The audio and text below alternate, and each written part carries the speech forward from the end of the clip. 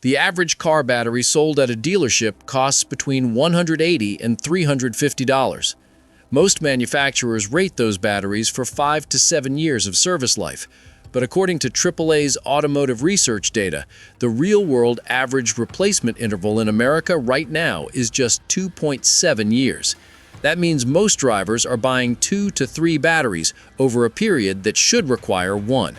That's $360 to $700 in extra costs per vehicle, and almost none of it is because the battery was defective. The reason new car batteries are dying this fast has almost nothing to do with the battery itself. It has to do with what your car is doing to that battery every single day, including when the car is parked in your driveway. And the dealers selling you the replacement know exactly why it happened. Parasitic drain is worse than it's ever been. Most people think a car battery only works when you turn the key. That hasn't been true for over a decade. Every modern car built after roughly 2015 runs between 30 and 50 electronic modules that stay active after you shut the engine off. Your keyless entry system, tire pressure sensors, alarm, telematics module, seat memory, onboard diagnostics, all of it pulls power around the clock. A normal parasitic drain used to be about 25 milliamps. On a 2020 or newer vehicle with connected services, think GM's OnStar, Toyota's connected services, Ford's FordPass, that drain can sit between 50 and 85 milliamps continuously. On some BMWs and Mercedes models, technicians have documented parasitic draws above 120 milliamps. Here's what that means for you. A standard 60 amp-hour battery sitting at 80 milliamps of constant draw will lose roughly 40% of its charge in just 2 weeks of sitting. If you work from home and only drive short trips, your battery never fully recovers. You're killing it slowly without ever knowing. The start-stop system problem. And this next one is something almost every new car owner experiences, but never connects to their battery dying early. If your car was built after 2018, there's a strong chance it has auto start-stop, the system that shuts your engine off at red lights to save fuel. Ford, GM, BMW, Hyundai, and Toyota all rolled this out across most of their lineups by 2020. The EPA pushed it because it improves fuel economy test numbers by 3 to 8%. But here's the catch. Every time that engine restarts at a green light, it demands between 100 and 200 amps from your battery. In stop-and-go city driving, that can mean 30 to 50 restart cycles in a single commute. A traditional flooded lead-acid battery is rated for roughly 30,000 shallow cycles over its lifespan. Start-stop driving can burn through that rating in 18 months. The battery your car actually needs for start-stop is an AGM, absorbent glass mat, which handles high cycle use and deep discharge far better. But AGM batteries cost $250 to $400. So what do some dealers and shops do when yours dies at 22 months? They install a standard flooded battery for $140 and pocket the labor fee. That replacement will last even shorter. Sound familiar? Heat destroys batteries faster than cold. Now this one is going to contradict what most people believe. Everyone blames winter for killing car batteries. Cold mornings, slow cranking, dead battery in January. That's the story. But cold weather doesn't kill your battery. It reveals a battery that heat already destroyed months earlier.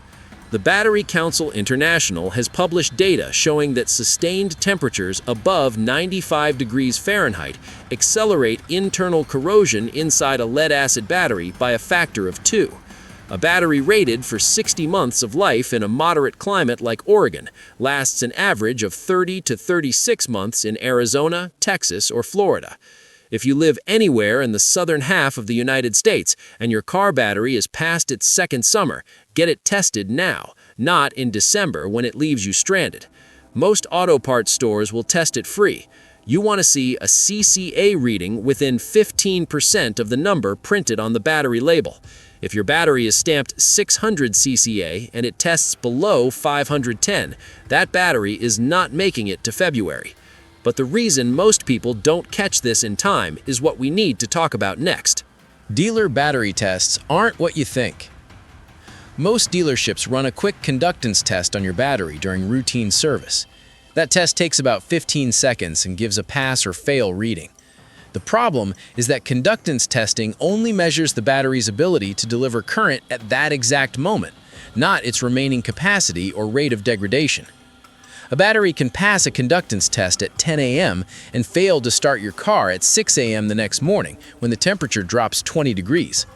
The more accurate test is a carbon pile load test, which puts the battery under sustained demand for 15 seconds and measures voltage drop under real load. Most independent shops have this equipment. Most dealer service lanes don't use it because it takes longer and doesn't fit the express service workflow. Ask specifically for a load test. If the shop tells you the conductance test is just as good, find a different shop. That one decision could be the difference between catching a failing battery on your schedule or getting stranded in a parking garage on theirs. Your alternator might be undercharging. If you've owned your car for more than 2 years, this one is almost certainly relevant to you right now. Modern vehicles use smart charging systems that intentionally reduce alternator output to save fuel. BMW, Ford, and GM have all implemented variable voltage charging that drops the alternator from the standard 14.2 to 14.4 volts down to as low as 12.8 volts during highway cruising.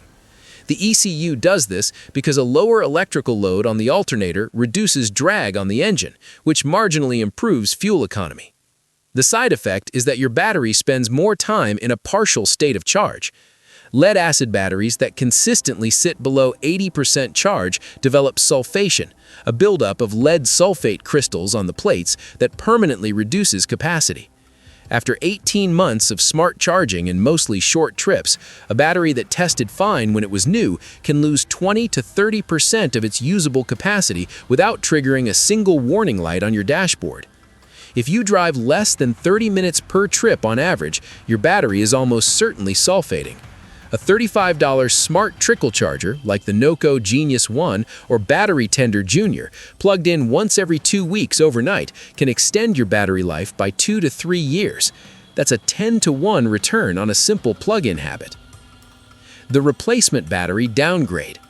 And I'm going to give you the exact thing to look for here, not a general guideline. When your original battery dies and you go to the dealer or a chain shop for a replacement, there's a meaningful chance you're getting a battery with a lower CCA or reserve capacity rating than what came from the factory. Manufacturers spec batteries to match the full electrical load of the vehicle as it ships. But replacement batteries are sold by group size, the physical dimensions, and not all batteries in the same group size have the same performance specs. A 2021 Toyota RAV4 ships with a Group 35 battery rated at 535 CCA. Some aftermarket Group 35 replacements are rated at 470 CCA. That 65 CCA gap doesn't matter in July. It matters enormously in January, when your heated seats, defroster, headlights, and blower motor are all pulling current while you're asking the battery to crank a cold engine. Before you pay for any replacement battery, check the CCA rating on your current battery's label and compare it to what they're putting in. If the replacement is more than 30 CCA below original spec, you're paying for a downgrade. That gap between the rated lifespan and the actual lifespan of your battery isn't random, and it isn't bad luck. It's the result of parasitic drain, start-stop cycling, heat exposure, undercharging alternators, and replacement downgrades, all things the dealer understood when they sold you a new battery without mentioning any of them. Here's your one move today. Walk out to your car, pop the hood, and read the date code stamped on your battery. It's usually a letter and a number, A through L for the month and a single digit for the year. If that battery is past its second summer, take it to any auto parts store for a free load test this week. Don't wait for the slow crank. If this saved you from a $300 surprise, you know what to do.